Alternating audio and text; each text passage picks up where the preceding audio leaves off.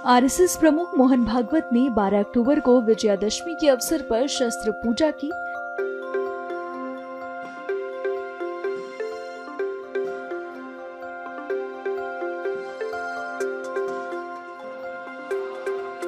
RSS के सदस्यों ने इस अवसर पर महाराष्ट्र के नागपुर में मुख्यालय में संघ प्रार्थना का पाठ भी किया।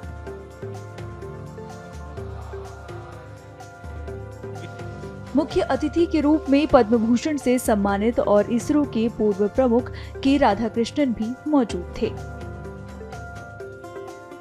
आज के दिन अपने कार्य के 100वें वर्ष में संघ पदार्पण कर रहा है, इसीलिए शायद आज के उत्सव को देखने के लिए समय से पहले ही पर्जन्य राज भी उपस्थित हो गए और इसलिए स्वयंसेवकों को थोड़ी देर खड़ा रहना पड़ा। विशेष महत्व का वर्ष इसलिए भी है,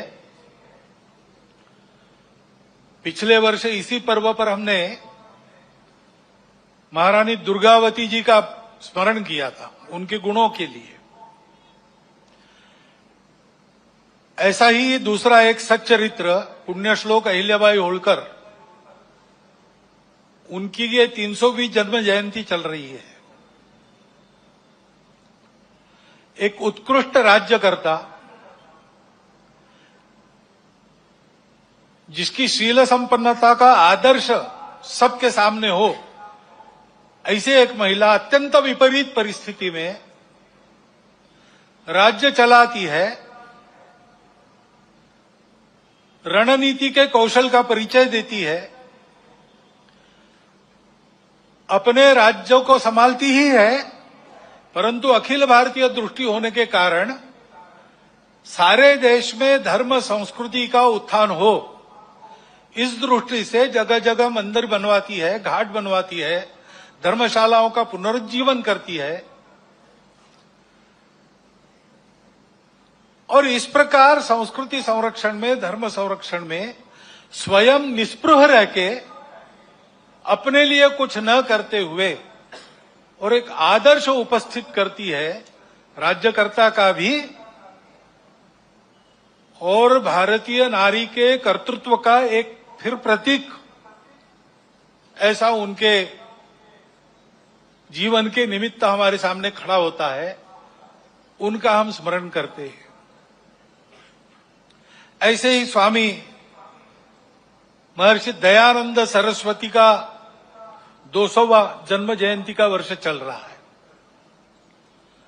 हम जानते हैं कि लंबी गुलामी के बाद भारत का जो पुनरुत्थान शुरू हुआ, उस पुनरुत्थान के पीछे जो शक्तियां थी, उनमें से एक स्वामी दयानंद सरस्वती है।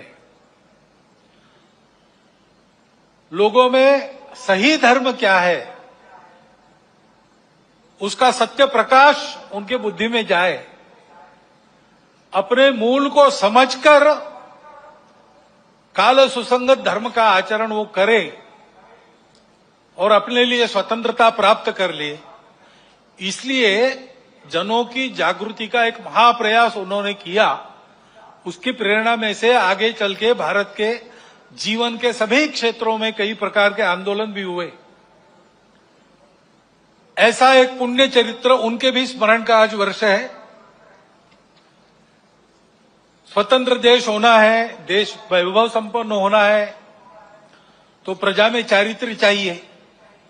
अभी अध्यक्ष महोदय जी ने जिस दैवी गुण संपद का उल्लेख किया, अभयम सत्व संशुद्धि, वही है व्यक्तिगत और सामाजिक चारित्र्य, राष्ट्रीय चारित्र्य, जिनके बलबूते देश बड़ा होता है। पाबना में, आज के बांग्लादेश में, उस समय के पूर्व बंगाल में जन्मे श्री श्री अनुकूल चंद्र ठाकुर होम्योपैथी के डॉक्टर थे, आध्यात्मिक साधक थे। उनके माता से ही उनको दीक्षा मिली थी, तो उनके व्यक्तित्व से आकर्षित होकर लोग उनको आकर मिलते थे, अपनी व्यक्तिगत कठिनाइयां बताते थे, उनके हाल पर उनसे चर्चा होती थी।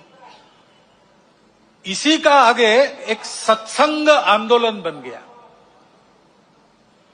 और 1925 में उस आंदोलन का भी विधिवत पंजीयन हुआ।